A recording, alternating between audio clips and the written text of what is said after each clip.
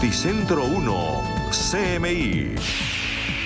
Buenas noches, bienvenidos a las noticias. Los siguientes son los 3 hechos más importantes de hoy en Colombia.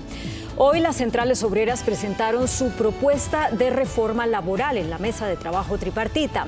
Solicitan que se prioricen los contratos a término indefinido y que los recargos nocturnos se paguen desde las 6 de la tarde. Otras propuestas están enfocadas en los pactos colectivos y en reforzar las actividades sindicales en el sistema laboral. Ampliaremos esta noticia en nuestra emisión nacional a las 9 de la noche. Noticentro 1 CMI conoció los puntos clave de la reforma a la salud. El proyecto indica que los privados dejarán de manejar recursos públicos. Los centros de atención primaria serán el foco de atención para los colombianos. El nuevo sistema de salud funcionará a través de redes integrales e integradas y habrá un sistema único en línea para evitar la corrupción. El periodo de transición de la reforma será de 2 años. Ampliación de esta noticia en nuestra emisión nacional a las 9 de la noche. La alcaldesa Claudia López arremetió contra el ministro de Justicia, Néstor Osuna, por el proyecto que busca descongestionar las cárceles del país. La mandataria anunció una cruzada contra la impunidad. Asegura que la iniciativa que alista el gobierno permitiría que más de 6.800 detenidos por hurto y otros delitos salgan a las calles en Bogotá. Por eso, invitó a todos los habitantes de la capital a firmar un derecho de petición para rechazar la excarcelación de detenidos. El ministro respondió, se mostró abierto al debate y pidió a la alcaldesa hacerlo con argumentos, no con populismo. Ampliaremos esta noticia en nuestra emisión nacional a las 9 de la noche. Las siguientes son las noticias más importantes del mundo hoy. Hallan documentos secretos y clasificados en la casa privada del ex vicepresidente de Trump, Mike Pence. Estados Unidos se sacude por 3 tiroteos y más de 19 muertos en 48 horas. Todos en California. No da tregua a la violencia en Perú. El gobierno pide una tregua a los manifestantes. Tribunal de Estados Unidos halla culpable a Nicolás Maduro por tortura. Organización Mundial de la Salud emite una alarma global. Pide no dar jarabes para la tos a los niños. Histórica demanda de Estados Unidos contra la gigante Google por monopolio y abusos con la publicidad. Con Claudia Palacios y Margarita Ortega.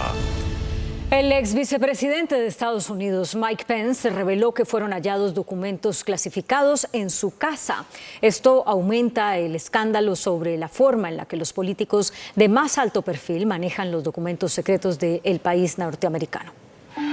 Mike Pence, quien fue vicepresidente de Donald Trump y actualmente baraja la posibilidad de presentarse a la presidencia en 2024, reconoció que sus ayudantes descubrieron en su casa de Indiana una docena de documentos con marca de clasificación como secretos. El conservador se suma hacia Trump y el actual mandatario Joe Biden, que también se llevaron indebidamente documentos confidenciales a sus domicilios privados y han encendido un creciente escándalo sobre la forma en la que los presidentes y vicepresidentes estadounidenses manejan los secretos del país. Mientras el abogado de Pence advirtió que el conservador no estaba al tanto de la existencia de documentos sensibles o clasificados en su residencia personal y entiende la gran importancia de proteger la información sensible y clasificada y está listo y dispuesto a cooperar plenamente con los archivos nacionales y cualquier investigación. De momento se desconoce qué información contienen los documentos o el nivel de confidencial que se les había asignado, mientras el equipo legal de Pence advierte que estos fueron llevados por inadvertencia a la casa del ex vicepresidente al final de la administración anterior, asegurando que el republicano no estaba al tanto de su existencia, pero ordenó por precaución que se registrara su casa tras el hallazgo de documentos en el domicilio del presidente Biden. Y en Estados Unidos, 3 tiroteos en un lapso de 48 horas en el estado de California dejan cerca de una veintena de muertos y sacuden al país, que clama por más control a la venta libre de armas.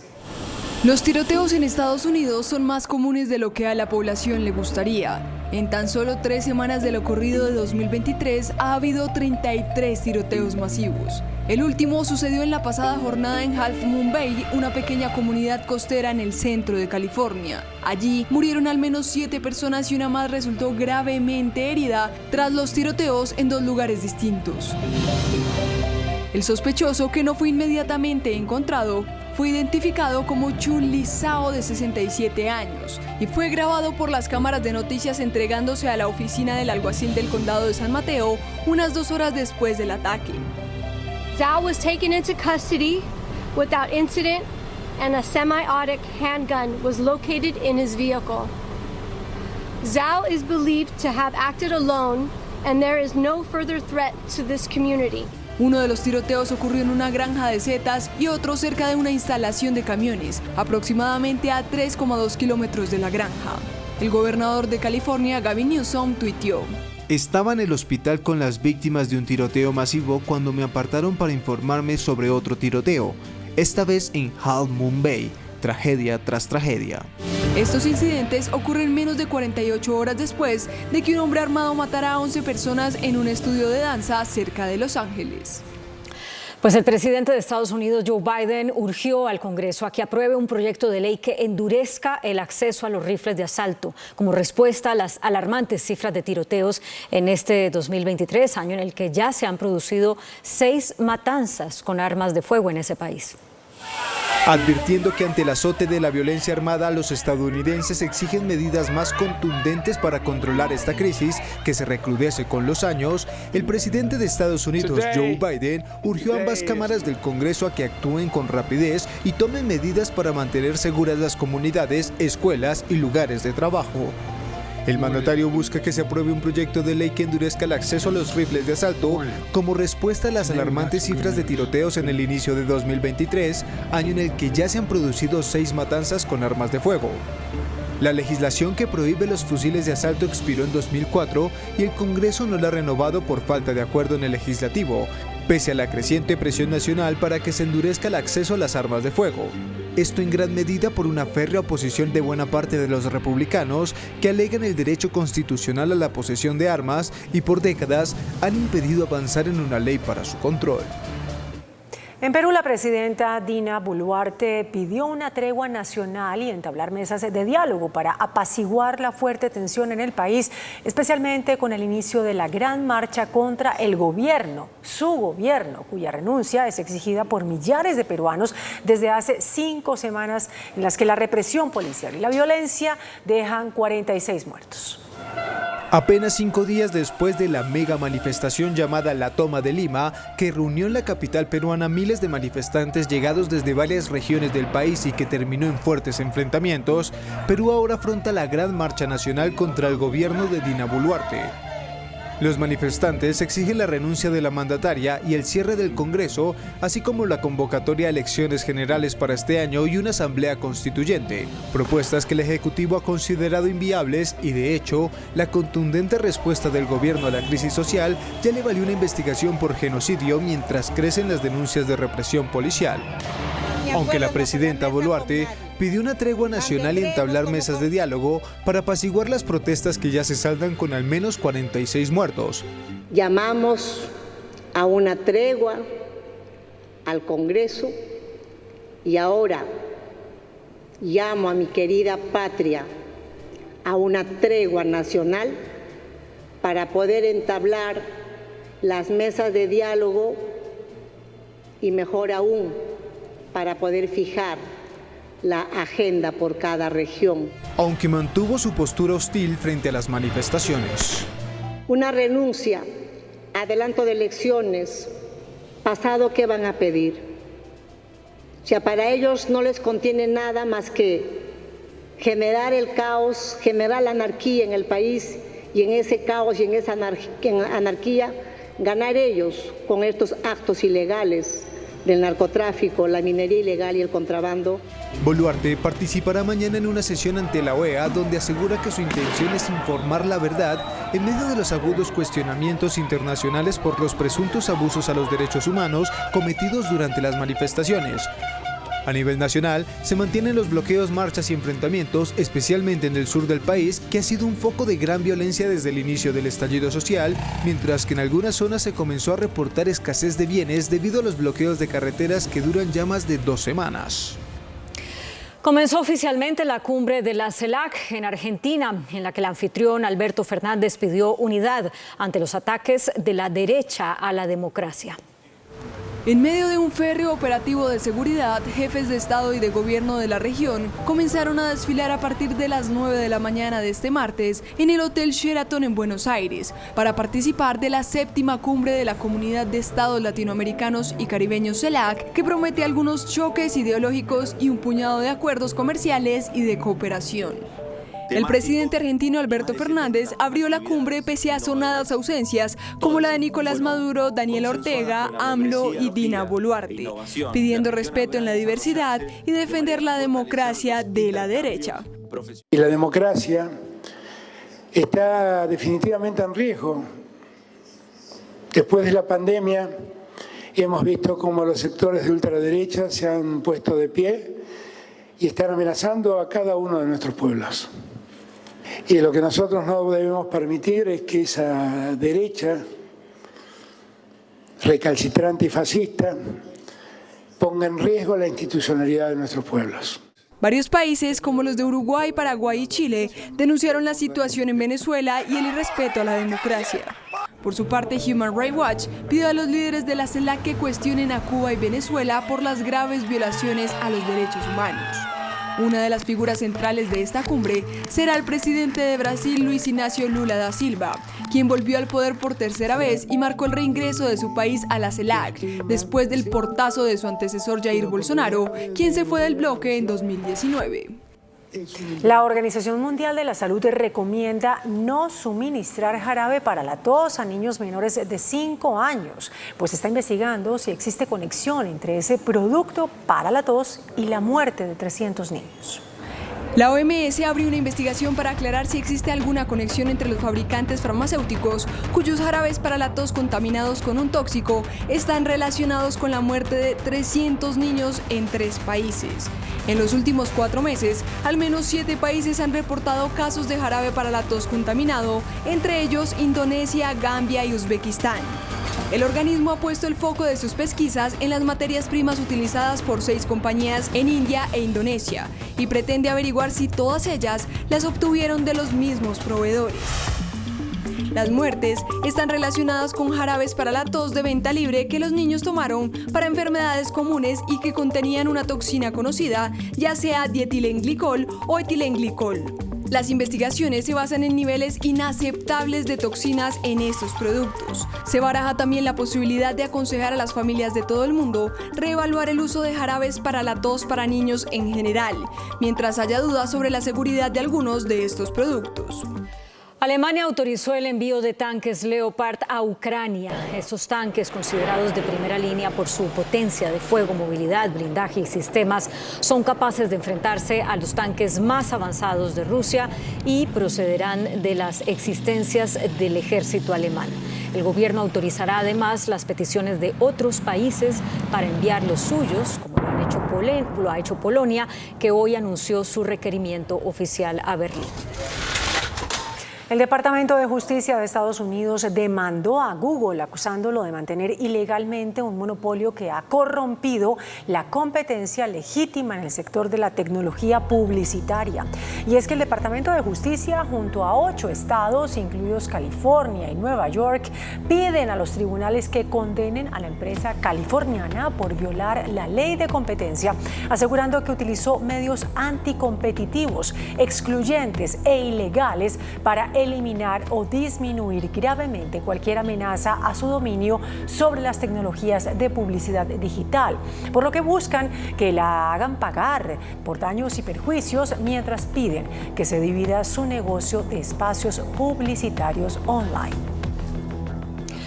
Crearon en Estados Unidos una ventana inteligente sin electricidad para reducir el consumo de energía de aires acondicionados. El 30% de las emisiones globales de carbono relacionadas con la energía provienen de la calefacción, refrigeración y energía de los edificios. TBM Designs creó ventanas autosombreadas llamadas Invert para reducir la ganancia de calor solar y el consumo de energía asociado.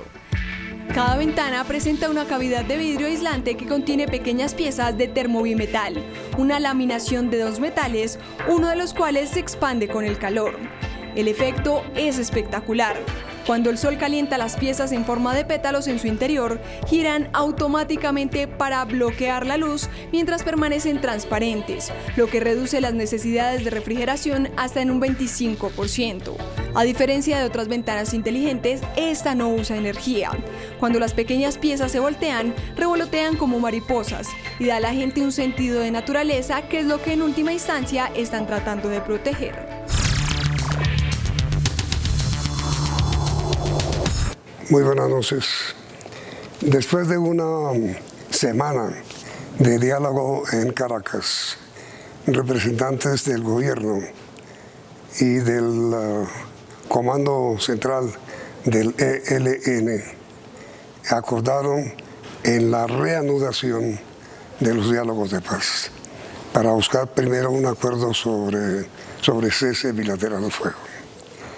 Nuestro invitado esta noche es el doctor José Félix Laforí, quien fue uno de los representantes del gobierno en la reunión que acaba de terminar en Caracas, en la que se convino restablecer el diálogo con el ELN a partir del 13 de febrero, ¿no? Así es. Bueno, ¿cómo fue el acuerdo? Pues mire, yo creo que fue una circunstancia que sobrevino después de un buen ciclo, donde se establecieron los protocolos y la manera como la mesa debía de funcionar para efecto de los acuerdos que eventualmente se puedan llegar con esta organización.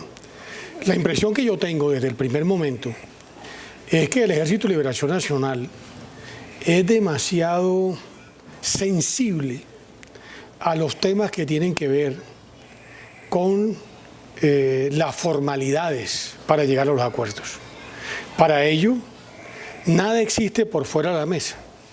La mesa de diálogo, es decir, los representantes de las partes, son las que realmente tienen que establecer la dinámica y aquellos temas que realmente se deben de acordar para que sea obligatorio de las partes.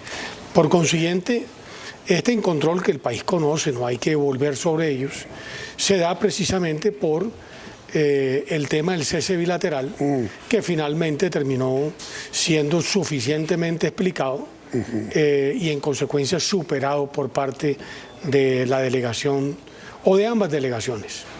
¿Qué quiere decir, doctor José Félix, que el ELN es muy sensible? Sí, ellos curiosamente son unas personas rigurosas en lo que se lleva a la mesa. Por ejemplo, a mí me sorprendió la meticulosidad con la cual se construyeron los protocolos, por ejemplo, de institucionalización de la mesa. La cantidad de elementos sobre los cuales el Ejército de Liberación Nacional y, por supuesto, la delegación del gobierno terminaron conviniendo qué hacer en cualquiera de las circunstancias que eventualmente se pueda presentar. Eso, digamos, nos da una buena sensación. Es decir, son muy formales y en consecuencia aspiran a que esa formalidad también haya por parte de la otra parte, es decir, de la delegación del gobierno, o mejor, del gobierno. Pero finalmente se convino en restablecer el diálogo sobre cese bilateral del fuego, sobre ese tema. Sí, y eso fue una ganancia. Eso fue una ganancia muy importante porque usted recordará que todos estos procesos finalmente terminan en el cese al fuego. Sí. Entre otras cosas porque las armas son las que primero tienen que ponerse a un lado cuando hay soluciones de carácter político. Y en consecuencia aquí se empezó un poco casi que de atrás hacia adelante. La agenda que acotó el gobierno de Santos en Quito fue una agenda que tenía 6 puntos y justamente el cese al fuego, es decir, acabar el conflicto era el quinto de 6 y el sexto era la implementación. Y fíjese usted que nosotros vamos ahora a México a arrancar por el primer punto, que es participación de la sociedad civil en la construcción de paz, y al mismo tiempo vamos a tratar el tema del cese al fuego. No, pero a ver, doctor José Félix, en el diálogo que habrá en México, ¿Se acordó que es en México un distrito o es en alguno? No, digámoslo que eso pertenece al ámbito de las obligaciones de México como país garante. Ellos resuelven dónde es, si es en Ciudad de México o en cualquier otra ciudad. Pero mire, ellos, el ELN quiere decir, aceptan que el tema fundamental de México ahora es cese bilateral al fuego. Es uno de los temas, ¿no? Porque el otro tema no es el tema central. No, es uno de los temas y está en el comunicado que se expidió. Y quizás el tema que se iba a discutir antes, digámoslo, de este desencuentro, era participación de la sociedad civil en la construcción de paz, que a mí me parece que es uno de los temas críticos, junto con dos más, que yo creo que en el fondo puede estar ahí el centro de lo que va a ser la gran discusión. ¿Cuáles son esos Porque dos? mire, a ver, yo le voy para que nuestros, digámoslo, que nos están viendo puedan tener claridad de la agenda. Primero, participación. La agenda tiene 6 ítems. Hay 3, 4, quinto y sexto, que en mi opinión, en la mía, son mucho más procedimentales, que son víctimas del cuarto, cese al fuego ¿no? E implementación. Implementación del cese al fuego. Implementación de todos los elementos que se acuerdan. Pese a que aquí en este tipo de... No, pero perdón que no entendí. ¿Implementación del acuerdo o implementación del cese al fuego? Implementación de todos los elementos del acuerdo. Y no se olvide... Del acuerdo de paz. Del acuerdo de paz. Pero en esta ocasión, contrario a lo que fue las negociaciones con la FARC, donde nada estaba acordado hasta que todo no estuviera acordado, lo que el gobierno pactó desde el primer momento con el Ejército de Liberación Nacional es que lo acordado se iba a poner en ejecución. Por ejemplo, se acordó una ayuda humanitaria, ¿no?, en la zona del Bajo Calima y del medio San Juan, y se hizo. Entonces van acordándose cosas, si están de acuerdo las partes en la mesa, se va aplicando. Pero los otros 3 puntos, que es el tema de fondo, son 3 puntos que son muy significativos, entiendo, para ellos. Uno, participación de la sociedad civil en la construcción de paz. No se olvide, o el país no puede olvidar, que el Ejército de Liberación Nacional siempre se ha considerado que ellos son como un brazo armado de la sociedad civil. Sí. Es decir, la sociedad civil es la que realmente marca un poco los tiempos y los hechos sobre los cuales hay que actuar. El segundo es un tema que a mí me llama mucho la atención, que se llama democracia para la paz. Y me llama la atención por una razón elemental, porque uno supone que la democracia, es decir, en una democracia liberal, donde lo que impera es el Estado de Derecho, son las instituciones los que garantizan la paz. Es decir, el arreglo que una sociedad hace, lo pongo de una forma todavía mucho más elemental. Cuando uno se desprende de su libertad natural y se lo entrega a una cosa que se llama Estado, que actúa en función de unas instituciones, uno supone que los conflictos que se dan hacia el interior de esa sociedad, entre la misma sociedad o entre la sociedad y ese Estado, tiene que ser dirimido por las instituciones. Por eso, cuando ellos piden discutir un tema que se llama democracia para la paz, habrá que ver cuál es el alcance de ese tema. Pero quizás el tema que a mí me tiene, entre comillas, mucho más esperanzado, es un tema que yo he venido tratando en las columnas que he escrito, que se llama Transformaciones para la Paz. Que entre otras cosas surge a propósito hay un pequeño desencuentro en un momento determinado con la delegación del Ejército de Liberación Nacional por mi presencia. Y yo en ese momento le decía, mire, yo creo que en esta oportunidad las partes tenemos que mandarle mensajes muy positivos a la sociedad colombiana. Y esos mensajes tienen que ser en función de cuáles son las transformaciones que realmente está esperando la sociedad, una sociedad medianamente descreída en este tipo de instrumentos, o por lo menos hay la mitad descreída y la otra mitad que cree en el instrumento del diálogo como herramienta de negociación política, ¿correcto?, para que la sociedad se sienta tranquila. Y ahí tú tienes múltiples opciones, desde temas que tienen que ver obviamente con la dinámica de violencia en las regiones. Regiones donde los sectores más vulnerables son quienes viven sin que el Estado sea capaz de proveer bienes públicos. Sector rural, Arauca, Catatumbo, suroccidente, Chocó, que usted tanto a veces intenta ponerlo de presente a los televidentes. Ahí hay muchas cosas que tenemos que hacer.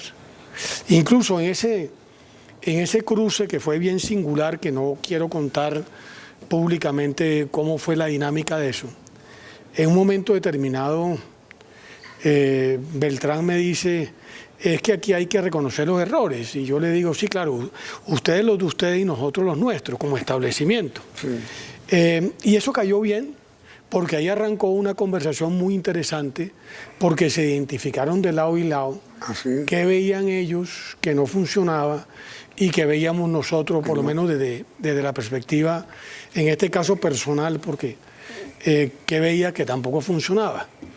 Y usted y yo como ciudadanos, cuando cerramos los ojos y pensamos en una Colombia posible, ¿cuántos elementos encontramos con los cuales no nos sentimos satisfechos?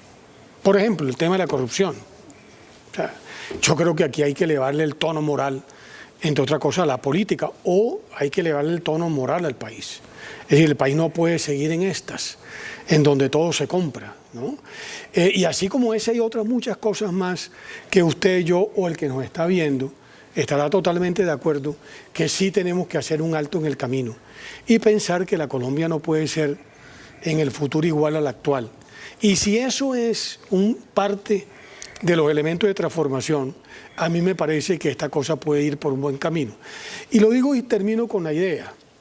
Desde el primer momento, y ellos dicen, el Ejército de Liberación Nacional nunca ha hecho ningún compromiso de paz porque nunca ha tenido la certeza de poder firmar nada.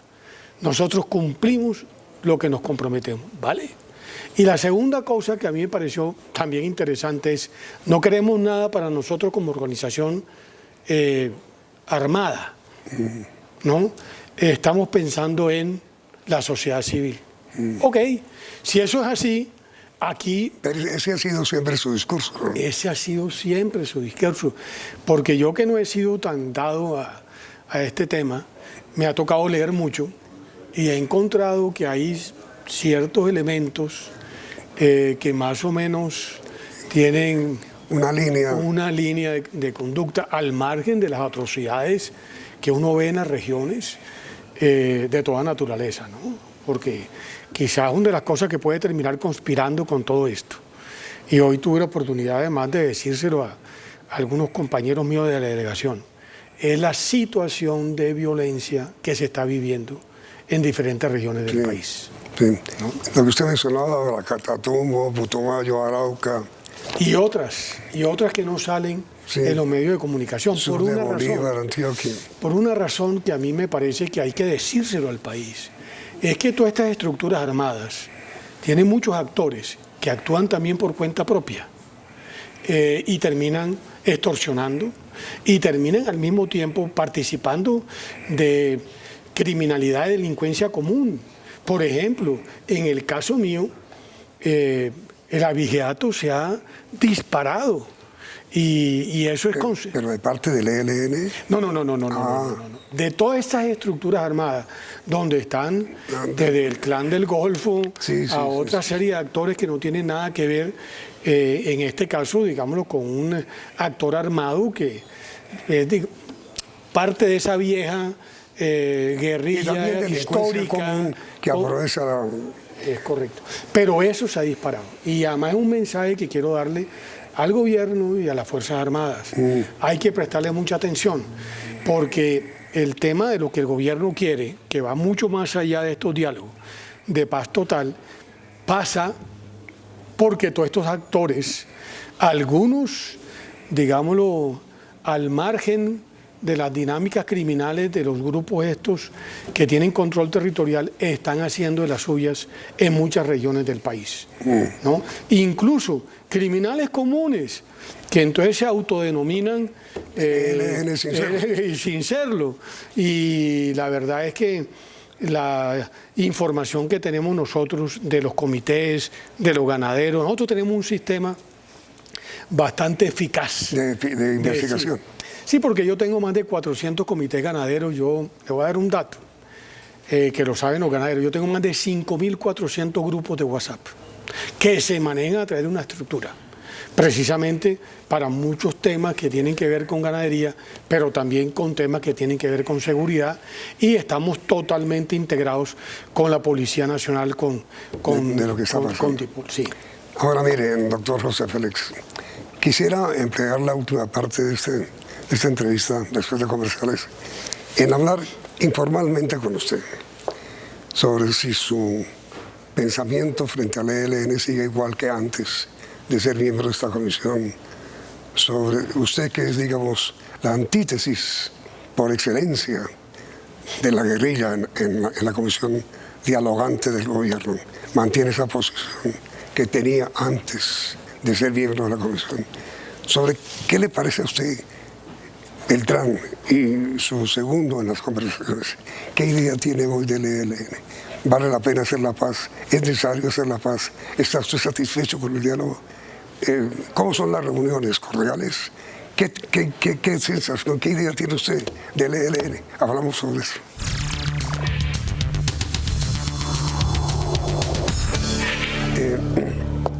Usted, doctor José Félix, tiene ya más clara la razón de la existencia del ELN. Sí, claro, por supuesto. Yo he sido de la otra teoría. Por supuesto. Yo siempre he creído que el Estado tiene unas instituciones que tienen que enfrentar cualquier manifestación de criminalidad en la sociedad. Porque el mensaje es devastador. ¿El mensaje de? El mensaje cuando el Estado termina negociando es devastador. Esa ha sido siempre la postura que yo he tenido. Yo he creído que en un sistema democrático, con instituciones democráticas, siempre hay un espacio para que las expresiones que no compartan un gobierno eventualmente tengan como hacer sentir su disenso. Correcto. Pero a ver, doctor José Félix, escúcheme, para buscar la solución a un problema que es grave, como el problema de la guerra con el ELN, hay que dialogar. Claro, esa es la otra versión, sí. ¿Cierto? Incluso cuando ellos han argumentado a lo largo del tiempo que el Frente Nacional, por ejemplo, le cerró los espacios de participación política, algo de razón le cabe.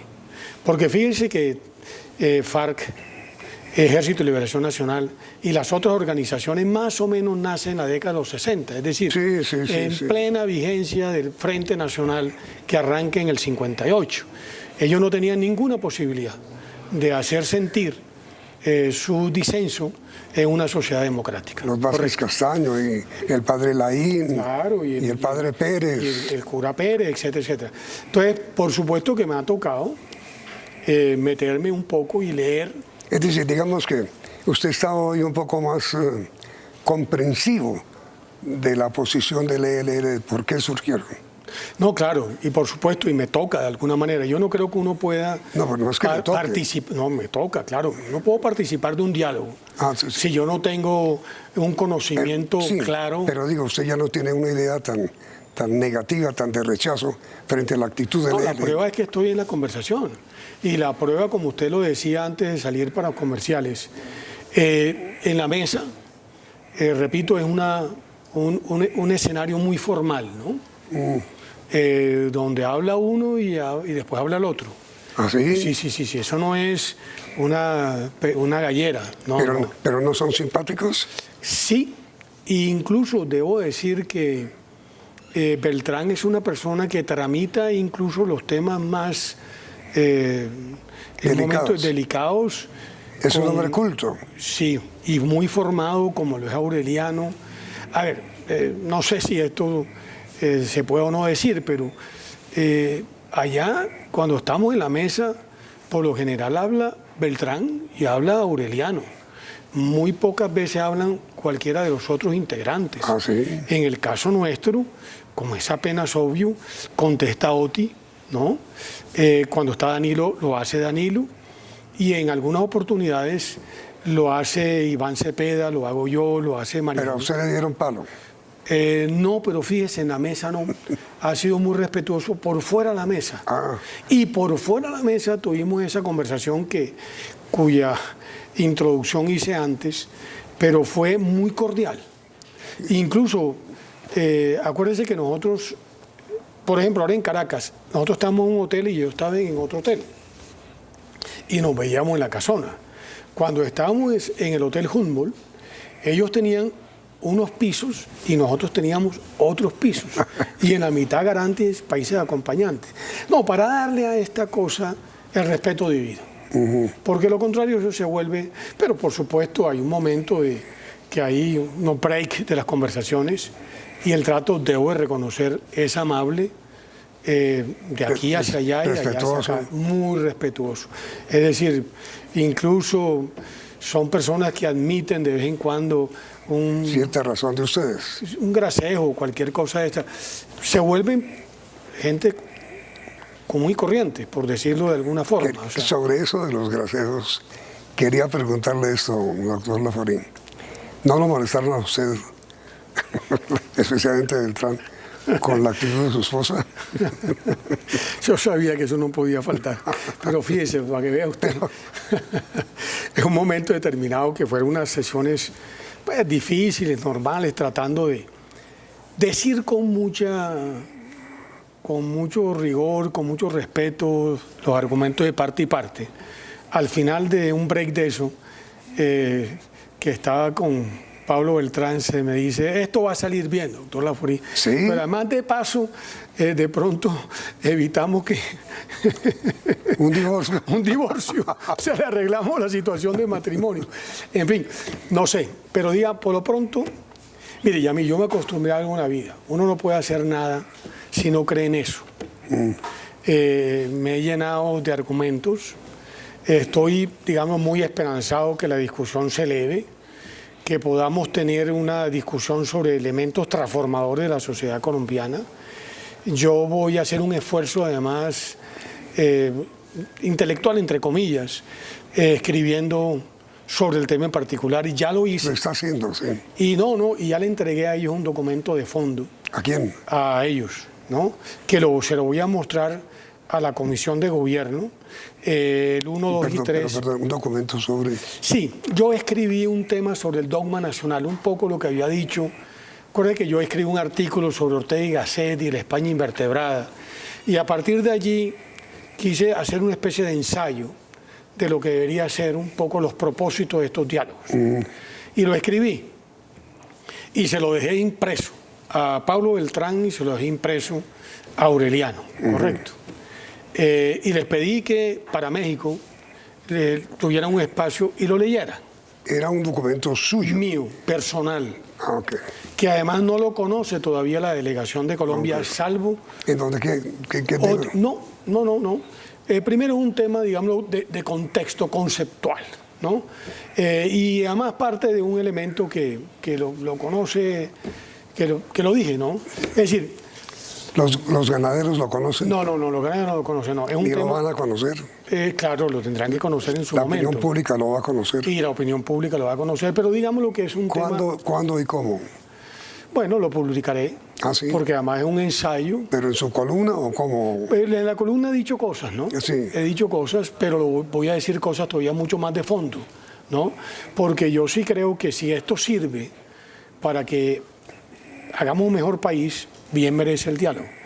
Si esto finalmente termina en más de lo mismo, con una violencia indiscriminada en las regiones, yo creo que en el fondo, al margen de si uno firma o no firma, yo creo que el diálogo no sirvió para poder avanzar en una Colombia mejor. El tiempo por hoy se nos agotó, doctor Laforín, pero estoy seguro que nuestros televidentes querrán conocer mucho más de lo que hasta ahora sabe de parte suya sobre el ELN.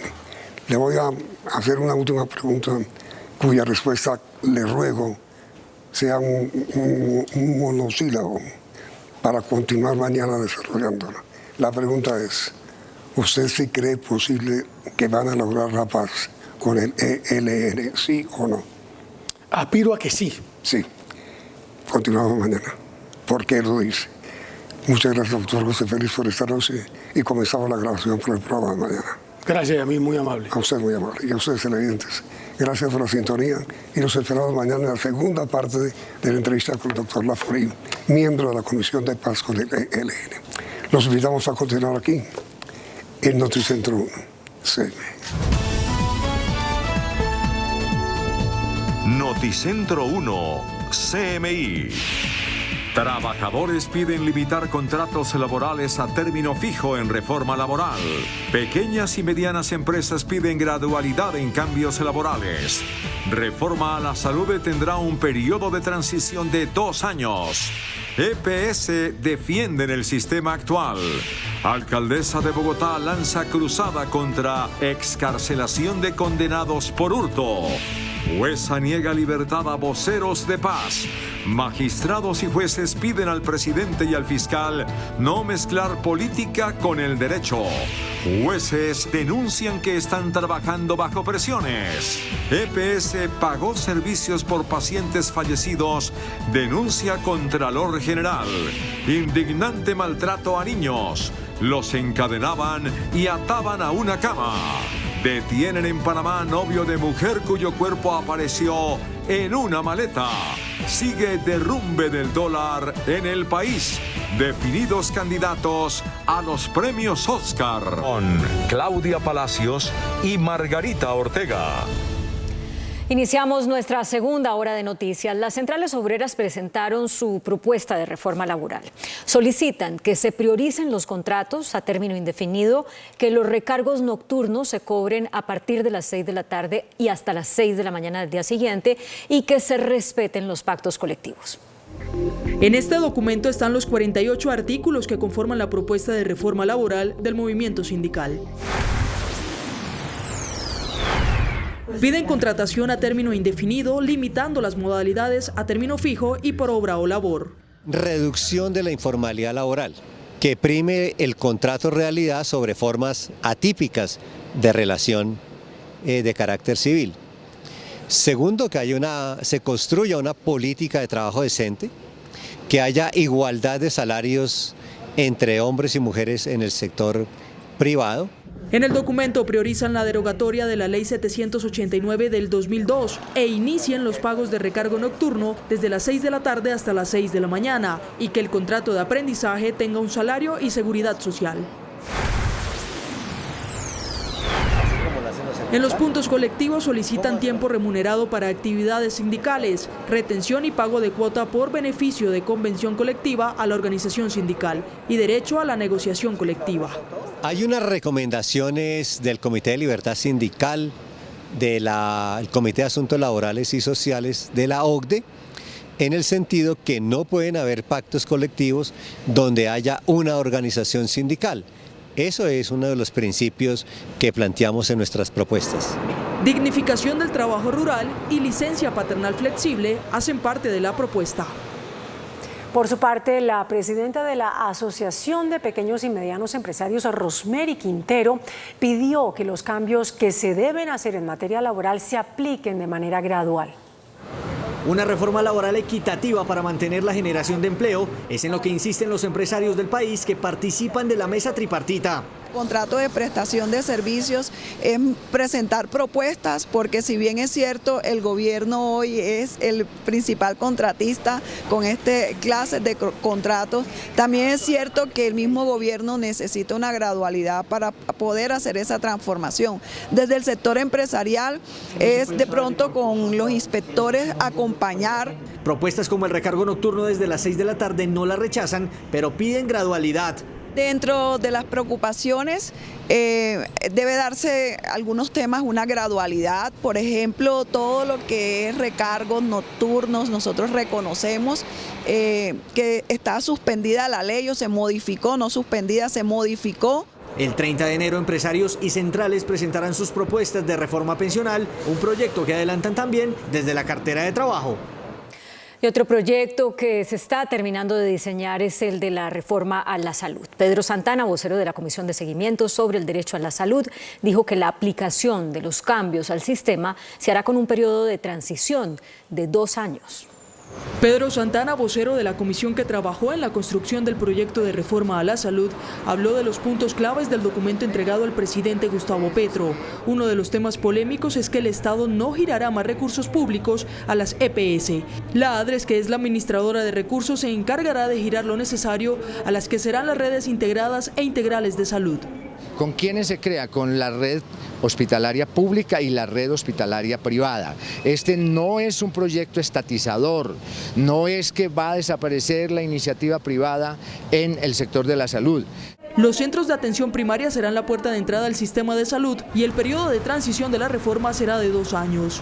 Todos los colombianos se registrarán en un centro de atención primaria en salud. Esa es la puerta de entrada al sistema. Como funciona en todo el mundo. Los mejores sistemas de salud del mundo desarrollan la medicina desarrollan la atención en salud a partir de atención primaria en salud. Y esa atención primaria en salud tiene 2 claves. Tiene que ser familiar y debe ser en el territorio. Hay un periodo de 2 años para que la ADRES se fortalezca, ¿cierto? Y la ADRES pueda cumplir con el pago, se descentralizaría regionalmente, habría un director regional de la ADRES. También se creará un sistema único en línea y se fortalecerá la Superintendencia de Salud para evitar casos de corrupción. Los principales gremios del sector salud salieron en defensa del actual sistema y señalaron que las EPS son necesarias en el funcionamiento del mismo. La agremiación de EPS del régimen contributivo defiende su función en el sistema de salud de cara al debate de una reforma. Los colombianos tenemos una cosa que es maravillosa y es que tenemos un seguro de salud desde antes de nacer. Y ese seguro es parte de lo que queremos preservar y es la función central de las EPS, es esa gestión de riesgo de salud, pero también otro pedazo muy importante, Luisa, que es el riesgo operativo. Y es cómo, dependiendo de cuáles son los riesgos, de qué nos podemos enfermar cada uno, nuestra EPS debe organizar y organiza una red de atención en donde participan más de 63.000 prestadores. Mientras que la Asociación Colombiana de Hospitales Públicos aseguran que la relación con la EPS es un constante cortocircuito. ¿Realmente han representado las EPS al usuario o más es a través de una tutela a través de la Defensoría del Pueblo, a través de la Superintendencia? No ha habido realmente unas alianzas y un manejo en pro del usuario. Cada uno ha estado de su lado, digámoslo así, mirando o con serias dificultades financieras que realmente han generado dificultades para tener resultados en salud. La alcaldesa de Bogotá, Claudia López, lanzó una cruzada contra el proyecto de excarcelación de presos que promueve el gobierno.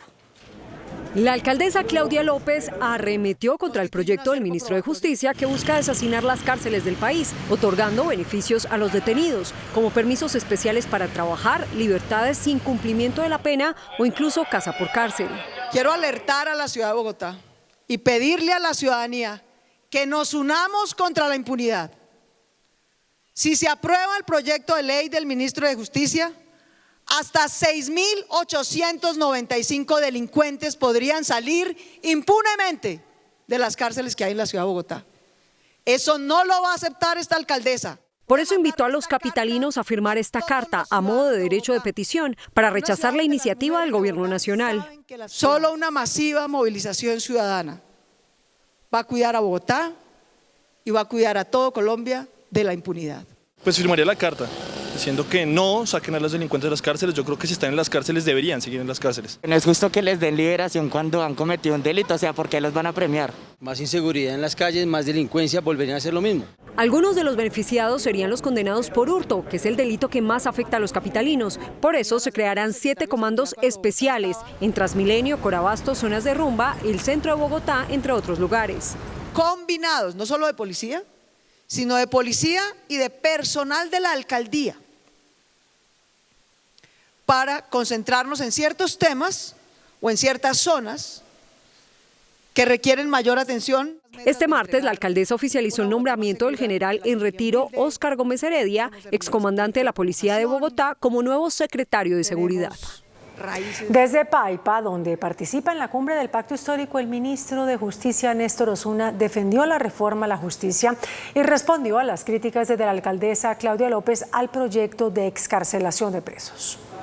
El ministro de Justicia expuso en la cumbre de los congresistas del Pacto Histórico la necesidad de la reforma. Queremos generar ciertamente una discusión en la sociedad colombiana para mirar cómo salimos de este desastre de política penitenciaria que hemos tenido históricamente, que no ha reducido los índices de criminalidad, no sirve para resocializar, no satisface los derechos de las víctimas y tiene las cárceles en una situación realmente calamitosa. Tanto así que la Corte Constitucional desde hace más de 20 años ha declarado que estamos en un estado de cosas inconstitucional. Tras la fuerte crítica de la alcaldesa Claudia López a la posible excarcelación de los presos, el ministro respondió. Yo creo que llegaremos o sea, el debate enriquece.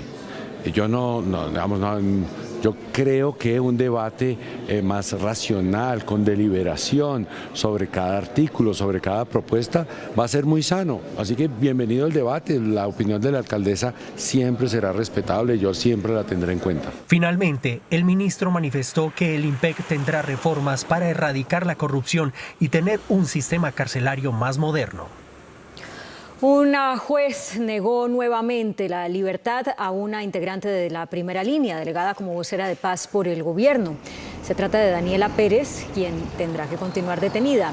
La juez del caso considera que no hay un marco jurídico claro para concederle el beneficio.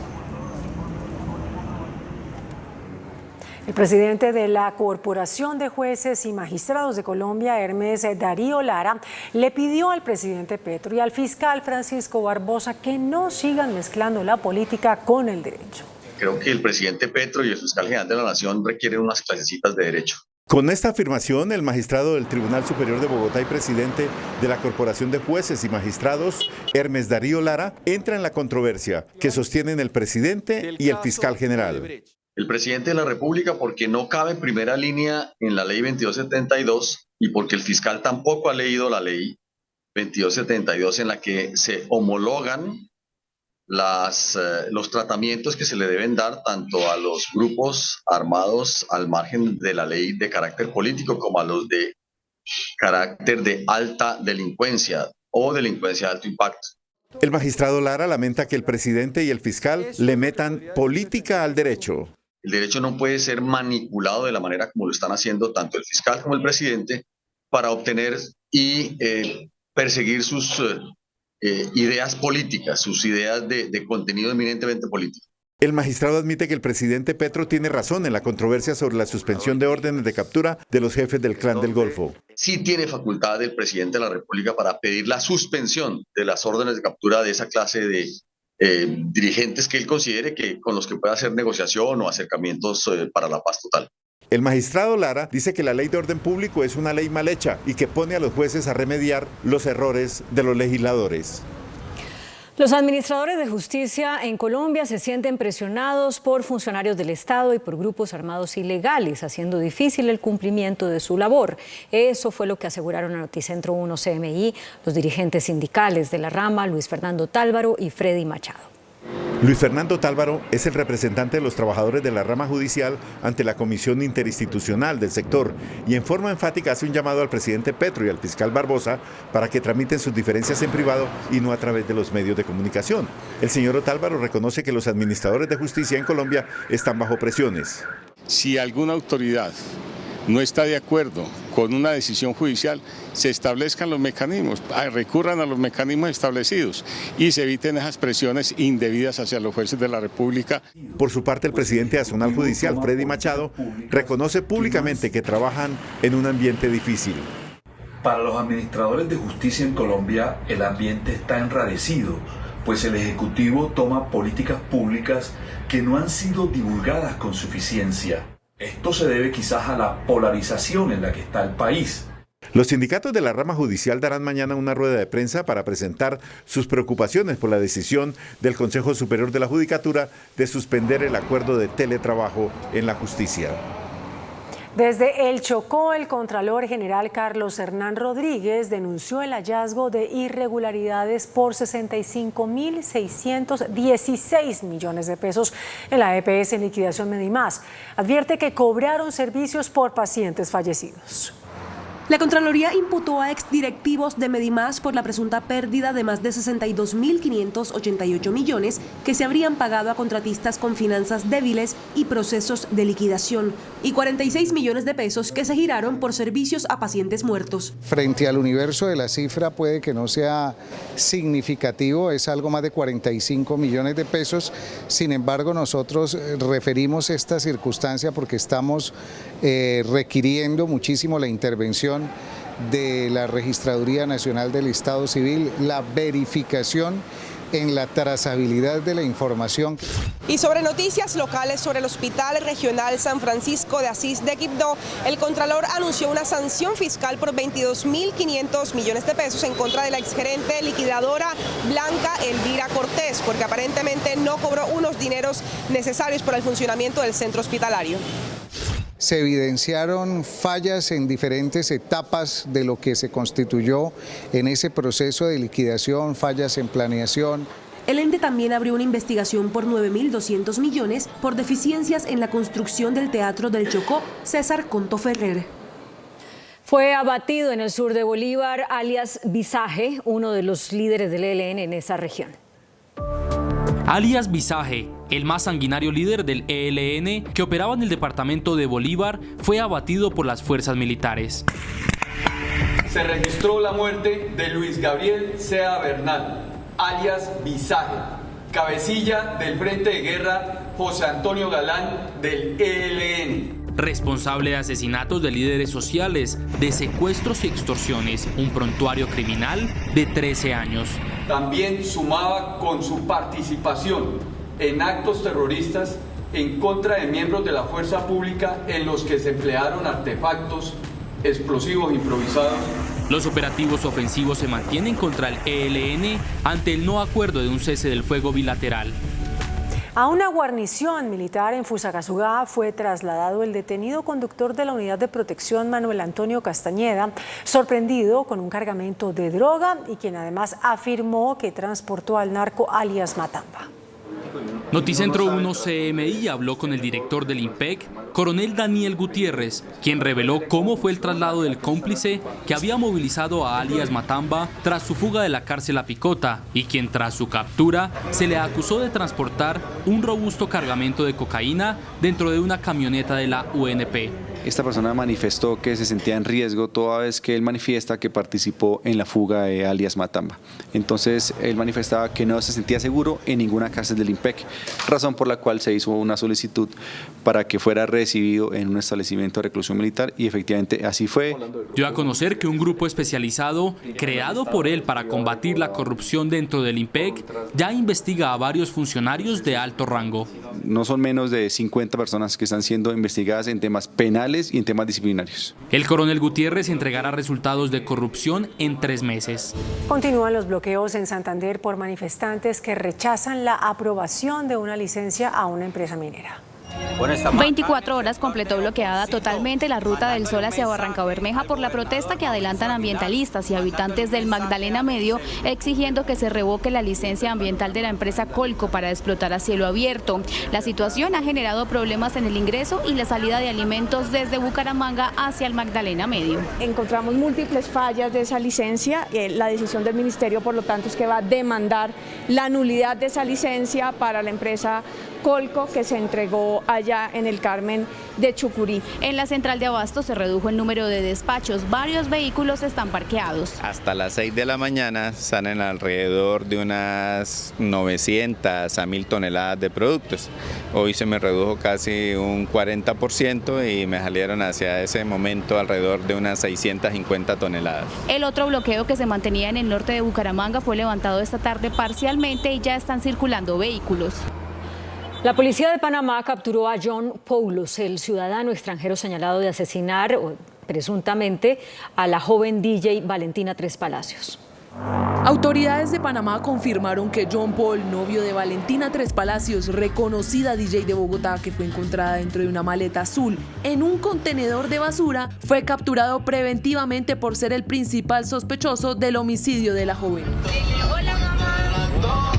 En cámaras de seguridad quedó registrado el momento en el que Valentina ingresó con Paul a un bar en Chapinero, en donde realizó su última presentación sobre las 3:50 de la mañana. Como parte de la investigación, la mejor amiga de la víctima afirmó que un computador sería clave en el caso. Hay una foto de la maleta de él, entonces al parecer concuerda con la misma maleta, o sea, tiene los mismos rasgos, el mismo color en la maleta donde ella fue encontrada. La Fiscalía inició una investigación por el delito de homicidio en la que está analizando estas pruebas. Y Medicina Legal determinó que la DJ Valentina Tres Palacios murió por asfixia tras ser agredida con un objeto similar a una soga. El caso por la muerte de la DJ Valentina Tres Palacios ya fue asumido por la Fiscalía luego de que Medicina Legal estableciera que hubo homicidio por una asfixia mecánica. La necropsia apunta que el cadáver de la joven tenía 5 surcos de presión en el cuello y múltiples hematomas. Forenses explican en qué consiste este tipo de lesiones. En el momento en que el elemento, la cuerda, causa presión en su cuello o en el lugar que esté, ella se defiende, baja la cuerda, por consiguiente pues ya va a hacer presión en otra parte del cuerpo y esto genera que no solo presente un solo surco, sino varios. Con lo cual se puede concluir es que ella en efecto trató de defenderse. El CTI ya inició con la recolección de los videos de las cámaras de seguridad y con las entrevistas de las últimas personas que vieron con vida a la DJ.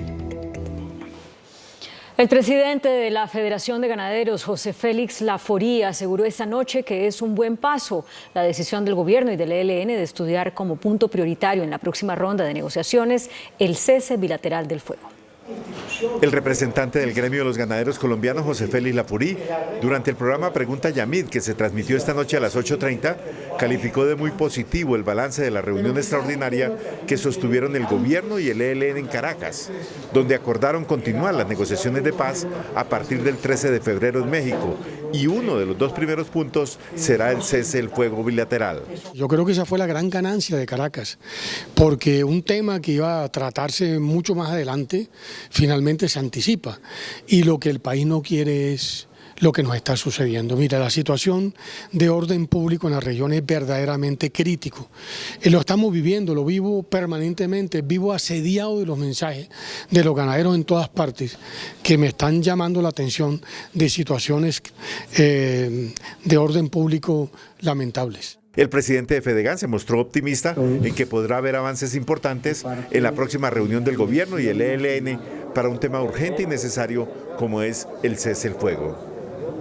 En su discurso central en la 7ª Conferencia de Estados Latinoamericanos y del Caribe, CELAC, el presidente Gustavo Petro propuso una integración regional para vender energías limpias a Estados Unidos y reveló que no aceptó la propuesta de ese país para entregarle a Ucrania el armamento ruso que tiene Colombia.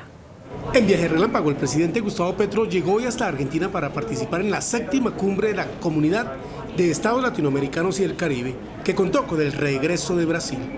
Allí habló de la necesidad de hacer un bloque común para defender la Amazonía y vender energías limpias a Norteamérica. Claro que hay una posibilidad de integración de las Américas, pero sobre la base del reconocimiento de nuestro propio poder. Es que no se trata de exportar el litio en bruto y otros materiales minero-energéticos que son limpios y que hoy son necesarios. Se trata de industrializarlos, se trata de que las energías limpias inicien el proceso de industrialización de América del Sur. Y pidió unificar esfuerzos para atender la migración.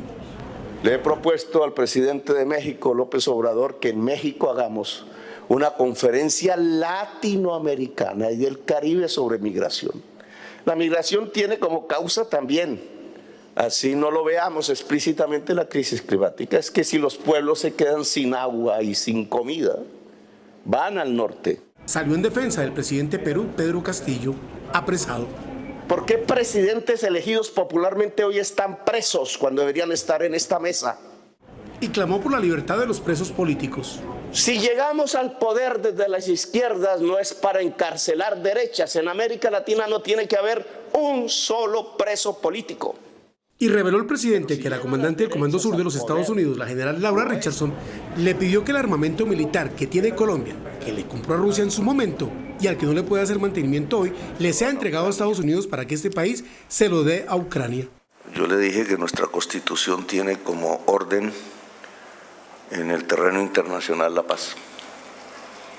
Y así quedará eso como chatarra en Colombia, no entregábamos las armas rusas para que se llevaran eso a Ucrania a seguir una guerra. El jefe de Estado regresará esta misma noche desde Argentina. En medio de la conmemoración por el Día Internacional de la Educación, UNICEF reveló su preocupación por una grave situación escolar que se evidencia en Colombia.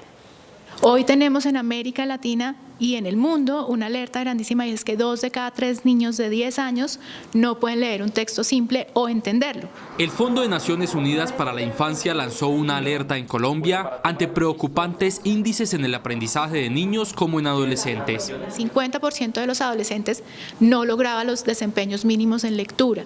Eso es grave. UNICEF hace un llamado ante las altas tasas de deserción escolar. En regiones de Colombia, los niños no van a las aulas por verse obligados a trabajar. Por ejemplo, yo visitaba una región en La Guajira hace un par de semanas y nos decían que los adolescentes desde los 13 años ya no van al colegio porque son los encargados de traer el agua. El informe más reciente de UNICEF expone que los niños de los hogares más pobres son los que menos se benefician de la financiación nacional destinada a la educación pública. Un indignante caso de maltrato infantil se presentó en Yopal, Casanare.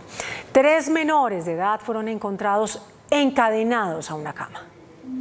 La Policía Nacional, a través del Grupo de Infancia y Adolescencia, lograron rescatar a 3 niños, uno de 11, otro de 6 y otro de 1 año de edad, quienes se encontraban solos y amarrados de una cadena a su cama. Todos se encontraban solos sin debida protección de algún mayor de edad o adulto responsable. El aberrante caso de maltrato infantil habría sido presenciado por los vecinos desde hace varias semanas. El caso se registró en zona rural del municipio de Yopal. Los 3 niños quedaron a disposición del Instituto Colombiano de Bienestar Familiar. La Corte Constitucional ordenó cambios en el cobro de la llamada cuota de compensación militar, es decir, en el impuesto que pagan los hombres que son exonerados de prestar el servicio militar. La Corte acaba de ordenar cambios para la liquidación de la cuota de compensación militar que pagan quienes han sido exonerados del servicio castrense como requisito para recibir la libreta militar. Dicho impuesto para obtener la libreta se suele liquidar con base en el patrimonio y en los ingresos de los padres de los jóvenes exonerados del servicio, pero la Corte, con ponencia del magistrado Jorge Ibáñez, acaba de definir que dicha cuota se debe cobrar teniendo en cuenta la situación económica actual de quien la pida. Quiere decir que a aquellos hombres que aún deban la libreta militar y hayan adquirido la condición de trabajadores independientes deberán cobrarles el documento según sus actuales ingresos y no según los recursos reportados por sus padres. El presidente de la Sociedad de Activos Especiales, Daniel Rojas, advirtió ante la Fiscalía que el sistema de información de la entidad es vulnerable. Rojas asistió a la Fiscalía para ampliar las denuncias sobre corrupción en la Sociedad de Activos Especiales y malos manejos en los bienes decomisados a la mafia. Hemos acordado primero que la Fiscalía está muy receptiva en recibir las preocupaciones que nosotros hemos manifestado y en reunirnos paulatinamente. De otra parte, Rojas también le dijo a la Fiscalía que hay riesgos por posibles ataques informáticos a esa entidad. Un informe de auditoría nos dice que el sistema de información de la entidad es vulnerable, es muy vulnerable, y nos preocupa mucho que esa vulnerabilidad pues afecte el patrimonio de los colombianos. En la Fiscalía también estuvo este martes el director de la Unidad Nacional de Protección ampliando su denuncia sobre el uso de vehículos de la entidad para el narcotráfico. Bueno, y aumenta la polémica por las marchas del 14 de febrero, una convocada inicialmente por la oposición, la otra promovida por el presidente Gustavo Petro. Desde ambos sectores se pide que se hagan esas marchas en fechas diferentes. Desde la oposición hay opiniones divididas sobre si debería cambiarse la fecha del 14 de febrero para esta manifestación. La izquierda generalmente se expresa es actuando contrario a la ley, no nosotros. Entonces, ya definirá el comité organizador si se mueve, que es a donde yo apunto, ya se copió la fecha nuestra, ya está siendo desafiante, nosotros la movemos. Y si el presidente no corrige esa fecha, nosotros nos veremos abocados a pedir protección de la Comisión Interamericana y otros organismos internacionales porque se está violentando el derecho a la protesta. Entre los congresistas afines al gobierno también hay división por el día de la marcha. El proceso de maduración de la democracia es que tengamos la capacidad de marchar, deliberar, discutir entre diferentes. Seguramente tendremos que estructurar una logística adecuada. Sería bueno que tengan distintas fechas ambas demostraciones y creo que es legítimo que los ciudadanos se expresen en las calles. Por ahora ambas marchas, la de la oposición y la de los simpatizantes del gobierno, están citadas para el 14 de febrero. Lina María Sandoval, Noticentro 1, CMI. Fueron hallados documentos clasificados en la casa del exvicepresidente de Estados Unidos, Mike Pence. La presidenta del Perú, Dina Boluarte, pidió una tregua a las masivas protestas que piden su renuncia. Y Joe Biden urgió al Congreso a que restrinja el acceso a los fusiles de asalto en medio de la crisis de violencia armada que golpea a Estados Unidos. Las noticias del mundo en Noticentro 1 CMI. Mike Pence, quien fue el vicepresidente de Donald Trump y actualmente baraja la posibilidad de presentarse a la presidencia en 2024, reconoció que sus ayudantes descubrieron en su casa de Indiana una docena de documentos con marcas de clasificación como secretos. El conservador se suma así a Trump y al actual mandatario Joe Biden, que también se llevaron indebidamente documentos confidenciales a sus domicilios privados y han encendido un creciente escándalo sobre la forma en la que los presidentes y vicepresidentes estadounidenses manejan los secretos del país. La presidenta de Perú, Dina Boluarte, pidió una tregua nacional y entablar mesas de diálogo para apaciguar la fuerte tensión en Perú, especialmente con el inicio de la gran marcha contra el gobierno de Dina, cuya renuncia es exigida por millares de peruanos desde hace 5 semanas, en las que la represión policial y la violencia deja a 46 muertos. El presidente de Estados Unidos, Joe Biden, urgió al Congreso a que apruebe un proyecto de ley que endurezca el acceso a los rifles de asalto como respuesta a las alarmantes cifras de tiroteos en el inicio de 2023, año en el que ya se han producido 6 matanzas con armas de fuego. Mañana será un día clave para el Metro de Bogotá. El presidente Petro y la alcaldesa Claudia López definirán el futuro de la primera línea, si se mantiene el trazado elevado o se hace subterráneo. Senadores, representantes a la Cámara y concejales se reunieron esta tarde con el gerente del Metro de Bogotá para analizar los riesgos jurídicos que enfrentaría la capital en caso de que se modifique la primera línea. Nuestro propósito es ayudar a blindar este proyecto ante los caprichos de Gustavo Petro. Que en Bogotá estamos hartos que sigan haciendo politiquería barata con grandes proyectos de infraestructura que la ciudad necesita. Preocupa que se abra la puerta a la subterranización, cuando según estos documentos, APCA Transmimetro, el consorcio encargado de construir la primera línea, tiene experiencia en viaductos y estaciones elevadas y no en túneles. Se hablaron y se ventilaron preocupaciones que se tienen sobre posibles demandas que podría recibir la empresa Metro por cuenta de los otros participantes que dicen que les cambiaron las reglas del juego. La realidad es un contrato firmado que se está ejecutando, que tiene recursos, que tiene vinculación de la banca multilateral. Mañana, en un encuentro entre el presidente Gustavo Petro y la alcaldesa Claudia López, se conocerá el futuro del Metro de Bogotá, si se subterraniza alguno de sus tramos. El dólar continúa a la baja. La divisa se cotiza por debajo de los 4.600 pesos. Por cuarta jornada consecutiva, el dólar cerró a la baja. Hoy la divisa se ubicó por debajo de los 4.600 pesos. Para analistas del mercado, esta corrección se da por decisiones internacionales. La revaluación del peso es producto de dos fenómenos. Uno, de una exagerada devaluación que se vio en el año 2022, producto de la especulación alrededor de temas políticos que, si bien es cierto, impacta, en mi opinión fue exagerada. Y dos, por la corrección que se está dando en los Estados Unidos en materia de inflación. Estados Unidos tenía una inflación alta, recordemos que la tasa de cambio, el precio del dólar, pues depende de los Estados Unidos en buena medida de la política monetaria de ellos. La tasa de cambio actual da un respiro a los importadores del país, aseguran expertos. El índice de capitalización de la bolsa, que mide el comportamiento de las 20 principales acciones, cerró a la baja. El índice selectivo MSCI Colcap bajó 1,6% a 1.310,50 unidades. La acción que más subió fue Bolsa de Valores de Colombia, con un alza de 4,32% a 7.250 pesos. La acción que más bajó fue BBVA Colombia, con una pérdida de 7,01% a 305 pesos. La acción más transada en la jornada fue Ecopetrol, al movilizar recursos de 24.508 millones de pesos, con una variación negativa de 2,45% a 2.670 pesos. El dólar cerró a la baja. Indicadores económicos en Noticentro 1 CMI. La tasa representativa del mercado que regirá para mañana miércoles es de 4.545,94 pesos. Los profesionales del cambio compran la divisa en 4.430 pesos y la venden en 4.530 pesos. Un euro cuesta 4.921,50 pesos. La libra de café en Nueva York se cotizó en $1,59. El azúcar se transó en 19,86 centavos de dólar la libra. Un barril de petróleo WTI se cotizó en $80.25 centavos y la referencia Brent para Colombia en $86.33. Una acción de Ecopetrol cuesta 2.670 pesos.